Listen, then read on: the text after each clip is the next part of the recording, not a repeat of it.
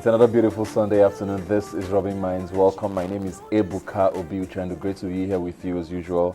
We're going to kick off the show today, like we've been doing in the last couple of weeks, with our road to the 2015 elections. And we're going to be tackling something with regards to that topic as we always do this week. Here with me to do that is Joaquin Makebong. Thanks for being here today.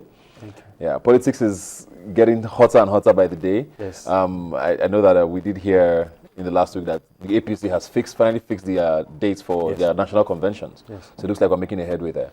Yes, you know, the temperature of the polity is gradually increasing. What the APC wants to do, Atiku Abubakar just declared his intention to run for the presidency. Was that on Wednesday or Thursday? So there's going to be a lot of interesting things between now and then. Are they going to go for someone younger in Atiku who has been around the block a lot of times, or will they stick to the Buhari option?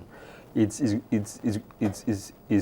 to be very interesting to see how the minds of the delegates are working, how the minds of the APC leadership is working.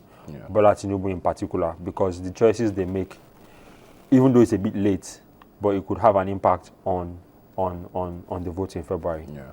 Well, we know that there's the ban on campaigns until the 3rd of October. Yes. But interestingly, a lot of things have been happening, even though they are not candidates campaigning in particular. We've had all of these groups, the most popular being the TAN. Yes, TAN, who have had these rallies across geopolitical zones. And, I mean, they're endorsing Mr. President, but they haven't had Mr. President attend any of them so far. So you can actually say he's not campaigning, but we all know it's sort of a campaign. Yes. And we also had the Nance president endorsing Mr. President to run for a second term.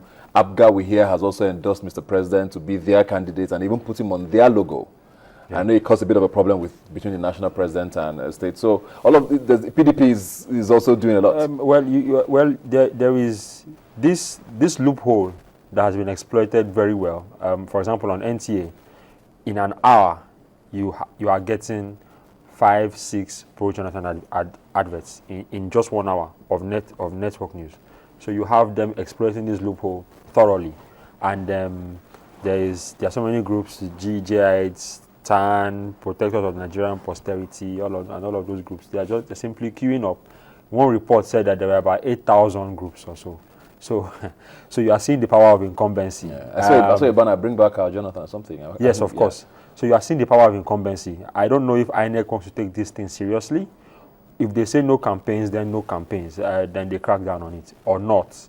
Or they can say, okay, we can allow campaigns before so-and-so time, or something like that, because with what they've said and what's going on, it makes a nonsense of it. But it's a very thin line to cross, though, seeing as these people are, I mean, you can't also say don't gather and discuss somebody. Exactly. Which is what they could say they're just doing. I mean, there's no candidate there. And so it makes the ban on campaigns an unenforceable ban. Then it should be scrapped completely. Yeah. That is what I think, because it's unenforceable. If groups gather together and say they want so-and-so, it's freedom of expression. You can't tell them not to gather. You can't tell them not to endorse. You can't tell them not to put adverts. So simply remove the law, because it makes no sense. Well, we'll talk more about the presidential elections as we lead up to February. But the most pressing now is Adamawa State. Yes. I think that's the final election that's going to hold before the main ones happening in February. And this week was quite interesting. Ribadu, who had decamped from the APC to the PDP, suddenly withdrew from the race, shockingly. And we know that the primaries have held for the PDP, and the speaker, who's the acting governor, has won the primaries, beating Modibo and Marwa. Yes, that's the power of incumbency, yet again. Fintiri has been acting governor for about 4 or 5 weeks. Actually, it's about 6 weeks, 45 days or so. And in 5 weeks, it's impossible to take him off the seat. Yes. It's impossible. They tried to ban him from running. That was last week. He's already that powerful. He went on appeal, got the ban removed. So you are seeing how powerful incumbency is even at this stage. It just 4 weeks, 5 weeks, it's impossible to remove him. Completely impossible. So what you need, some speculation is that Ribadu's goal in the PDP is a bit more long range than just the Adamawa governorship. There is talk of a Senate seat, ministerial position, or even as far as the VP slots, with an eye on 2019. So his role in the party is going to come under a lot of scrutiny in the months ahead, and we are really looking forward to see what the PDP has for him, because I hear it's substantial. So What so we'll see. do you think the APC can come back from this? Because it looks like PDP might just actually be taking back Adamawa State. Will the Atiku factor be strong enough to do that with Governor Nyako and his people, who probably might still be with him? Yeah. Even I think he has lost most of his support and his base. Do you think APC can fight this? Well, I'd like to think about the role of Atiku as some kind of let me show you what I'm capable of kind of thing. Because if you wanted to be president on the APC platform, Adamawa is a place to show what he's still capable of inside the state where he has been prominent for a long time. I don't know the candidate he has. There must be some talk about that. But whoever he has, hopefully is strong enough to give Fintiri a fight, because I know the primaries are holding today. Yeah, Fintiri is very much on ground. If he can somehow engineer an APC win in Adamawa State, it will put him in a very, very strong position for the presidency, for the campaign going forward. He can actually win elections. Yeah. Finally, I just want to touch on Niger East very quickly. Yes. I know they held elections on the 30th of August. Yes. And finally, 8 days later, we finally have a result. I know on the first night, we heard APC was leading.